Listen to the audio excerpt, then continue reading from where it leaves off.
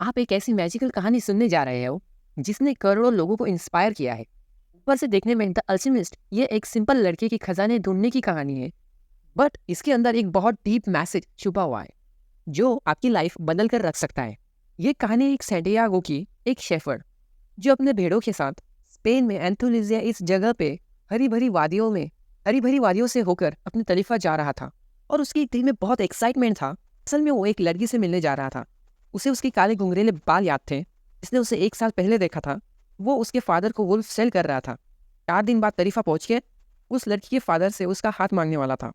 दिन भर चलते हुए रात में सोने के लिए इस साइड के एक बंजार चर्च पहुंचता है जिसके बीच में एक बड़ा सा अंजीर का पेड़ था।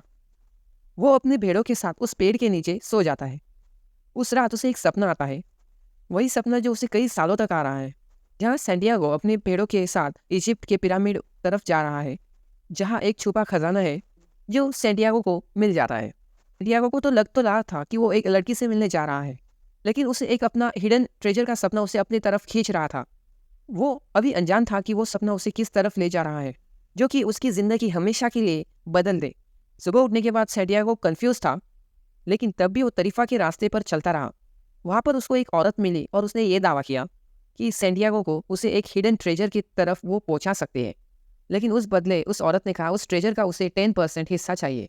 सैंटियागो को उसकी बात पर यकीन नहीं था, लेकिन फिर भी उसने एग्री किया कि चलो अगर मुझे खजाना मिल जाए तो मैं उसे 10% दे दूंगा। तब वो उसे कहता है कि मुझे अब इस सपने का मीनिंग बताओ। वो औरत उससे कहती है तुम्हें अपना खजाना इजिप्ट के पिरामिड में तरफ मिलेगा। सैंटियागो ये सुनकर बड़ा गुस्सा होता है।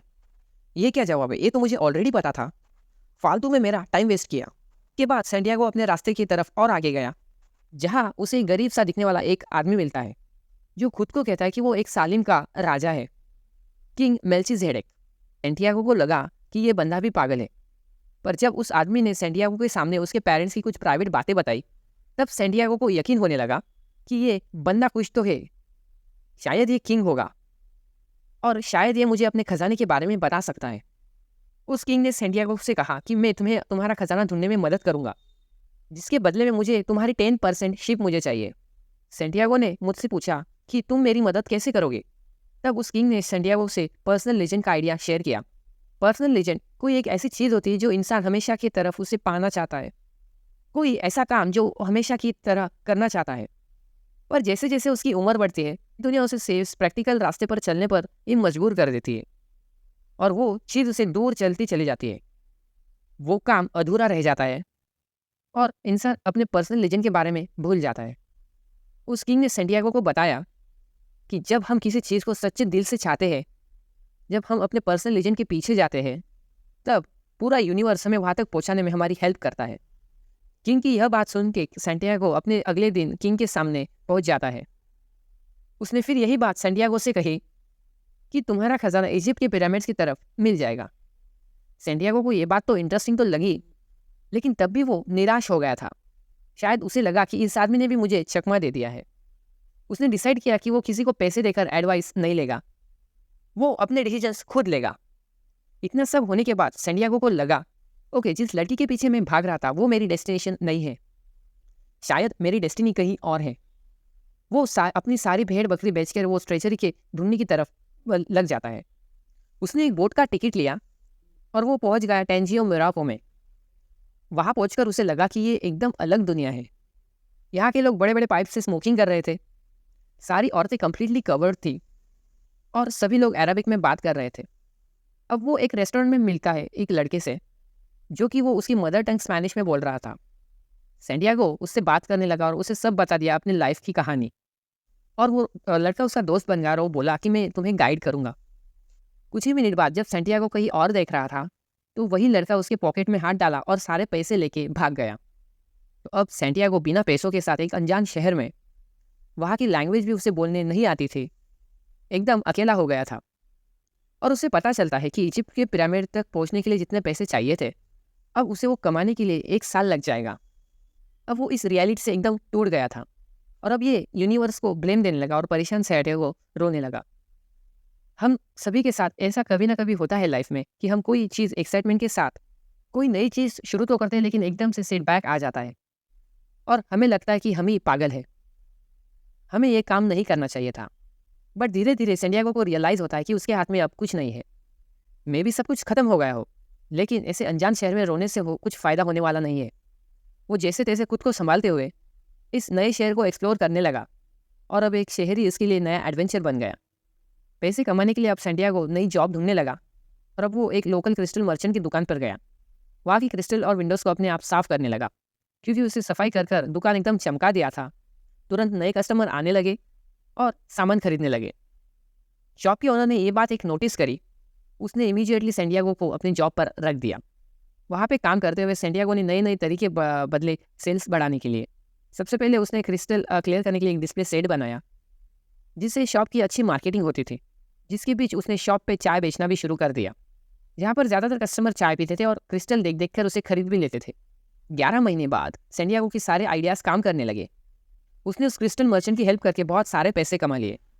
अब उसके पास इतनी सेविंग्स थी कि वो घर जाके और बकरियाँ खरीद सकता था, या तो उसकी जर्नी इजिप्ट की तरफ वो कंटिन्यू कर सकता था। इसी तरह अगर हम भी लाइफ में सक्सेस होते हैं तो हमारे पास ऑप्शंस होता है कि पैसे लेकर सेफ ऑप्शन के पास जाओ या थोड़ा रिस्क लेके आगे बढ़ो। सैंडियागो को अब इतना कॉन्फिडेंस आ गया था कि अगर वापस कुछ बुरा हुआ तो एक सेल्समैन बनकर वो फिर से पैसे कमा लेगा और वो हमेशा वापस घर जा सकता है। लेकिन अगर वो वापस चला गया तो उस क्रिस्टल मर्चेंट की तरह उसके सपने टूट जाएंगे, जो वो बिल्कुल नहीं चाहता था। इसी तरह उस क्रिस्टल मर्चेंट को अलविदा कहकर वो कैरावैन में अपने सफ़र की ओर आगे बढ़ गया। उस कैरावैन में करीब 200 लोग थे। सैंडियागो के साथ वो सारे इजिप्ट जा रहे थे। वहाँ पर उसे एक इंग्लिश मैन भी मिला, जो कि वो सैंडियागो के बैग में 2 स्टोन देख के काफ़ी अट्रैक्ट हो गया और वो उसका अच्छा दोस्त बन गया। क्यों? क्योंकि वो इंसान अपने कई सालों तक एल्केमिस्ट साइंस पढ़ रहा था। वो इजिप्ट के डेजर्ट में एक एल्केमिस्ट साइंटिस्ट को ढूंढने जा रहा था। एल्केमिस्ट एक पुराने ज़माने को एक साइंटिस्ट को कहते थे, जो मैटर को स्टडी करते थे और उसे ट्रांसफॉर्म करने की प्रैक्टिस करते थे। इंग्लिश में एक ऐसे एल्केमिस्ट की तलाश में था जिसे कहा जाता था कि वो 200 साल का है। उसके पास एक ऐसी पावर है जो कि लेड को गोल्ड में बदल सकता है। कैरावैन अल्का ओयम रुक कर पहुँच जाता है। कैरावैन के लीडर को एक खबर मिलती है, डेजर्ट के दूसरे हिस्से में एक ट्राइबल वॉर शुरू हो गया है। इसलिए वो कुछ टाइम के लिए वही रुक गया। खूबसूरत जगह थी एक डेजर्ट के बीच में। वहाँ पे बड़े बड़े पेड़ थे और पानी पीने के लिए कुआं था। इंग्लिशमैन ने ओएसिस पहुंचते ही अल्केमिस्ट की तलाश करनी शुरू कर दी थी और सैंटियागो भी उसकी मदद करने लगा। अल्केमिस्ट की मुलाकात करते अल्केमिस्ट का पता पूछते हुए भी सैंटियागो की मुलाकात हुई फातिमा से। जैसे ही दोनों की एक दूसरे से आँख मिली और लकीली उस फातिमा को अल्केमिस्ट का पता भी पता था, तो उसने उन लोगों को वहाँ तक पहुँचा दिया। जैसे ही इंग्लिशमैन अल्केमिस्ट को मिला और उसने पूछा कि लेड को सोने में कैसे बदला जा सकता है, और अल्केमिस्ट बोलता है कि तुम खुद 10 साल से अल्केमिक पढ़ रहे हो, तुमने खुद कभी कोशिश करी है लेड को गोल्ड में बदलने के लिए? जाओ जाकर खुद ही ट्राई करो, जो भी तुमने सीखा है उसे यूज़ करो और सोना बनाओ। इंग्लिशमैन को समझ में आ गया कि उसे किताबी नॉलेज को साइड में रखे उसे एक्चुअल में प्रैक्टिस करनी होगी, और वो मेहनत करने लगा। कई साल से उसके फियर ऑफ फेलियर की वजह से वो प्रैक्टिस नहीं किया और अल्केमिस्ट की तलाश में लग गया। इस तरह इसे इंग्लिशमैन को उसका अल्केमिस्ट मिल गया और सैंटियागो को उसकी फातिमा मिल गई।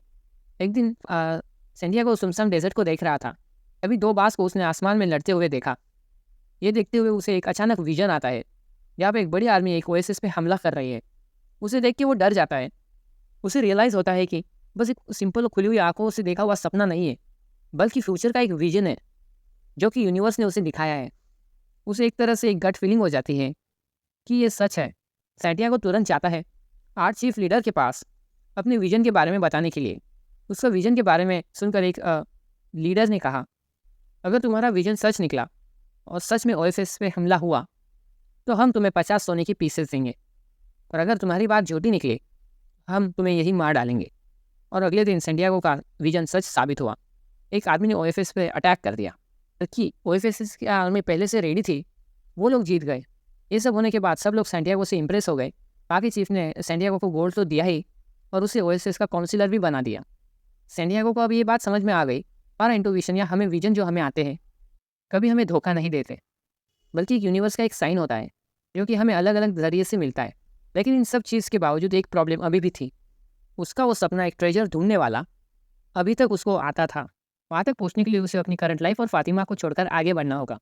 वो अल्केमिस्ट के पास गया और अल्केमिस्ट ने उसे समझाया कि अगर तुम अपने ड्रीम को चेस नहीं करते हो तब तुम अपने हमेशा कंफर्ट वाली लाइफ में रिग्रेट वाली लाइफ जियोगे। फातिमा में भी ये बात समझती थी। उसने कहा कि तुम अपने ड्रीम को चेस करो। उसके बाद एक फातिमा और ओएफएस को अलविदा किया और अल्केमिस्ट के साथ वो पिरामिड की तरफ निकल गया। रास्ते में अल्चेमिस्ट और फैंटियागो को एक आर्मी रास्ते में मिली और उनको लगा कि ये लोग जासूस है और इसी शक में उन्हें मारने की धमकी दी। पर अल्चेमिस्ट ने उनसे कहा, इस लड़के में मैजिकल पावर्स है जो हवा में कन्वर्ट हो जाती है, तो ये तुम सबको उखाड़ के फेंक सकता है। ये सुनकर आर्मी के कई लोग हंसने लगे। उन्होंने कहा, चलो ठीक है, हम तुम्हें 3 दिन का टाइम देते हैं। अगर ये लड़का 3 दिन में हवा में बदल गया तो हम तुम्हें छोड़ देंगे, वरना यही मार देंगे। अब सैंटियागो घबरा जाता है। तो वो कहता है कि मुझे हवा में बनना नहीं आता है। अल्चेमिस्ट कहता है कि तुम ट्राई करो। वो 1 दिन ट्राई करता है, 2 दिन ट्राई करता है। वो अपने आंखें बंद करके बहुत कॉन्सेंट्रेशन करता है, गॉड से कम्युनिकेट करने की कोशिश करता है, लेकिन कुछ भी नहीं होता है। अचानक से एक तीसरे दिन एक बहुत तेज़ तूफान आता है जो कि सभी लोगों को हवा में उड़ा देता है। वो तूफान सैंटियागो को उठाता है और दूसरी तरफ ले जाता है। ये देखकर आर्मी वाले डर जाते हैं और उसे छोड़ देते हैं। अपनी मंजिल पहुंचने के जस्ट पहले अपनी सिविल टेस्ट पास करने के बाद सैंटियागो का अपना ड्रीम में बिलीफ बढ़ गया था। वो खुशी से रोने लगा। अपने डेस्टिनेशन के बहुत करीब सैंटियागो और अल्चेमिस्ट एक मॉनेस्ट्री में ठहरे थे। यहाँ पे अल्चेमिस्ट ने लेड को गोल्ड में बदला और थोड़ा सा सोना देके सैंटियागो को अलविदा कहा। यहाँ से ट्रेजर तक सैंटियागो को अपने अकेले जाना था। सैंटियागो जैसे तैसे पिरामिड की तरफ पहुँच गया। उसकी खुशी का कोई ठिकाना नहीं था।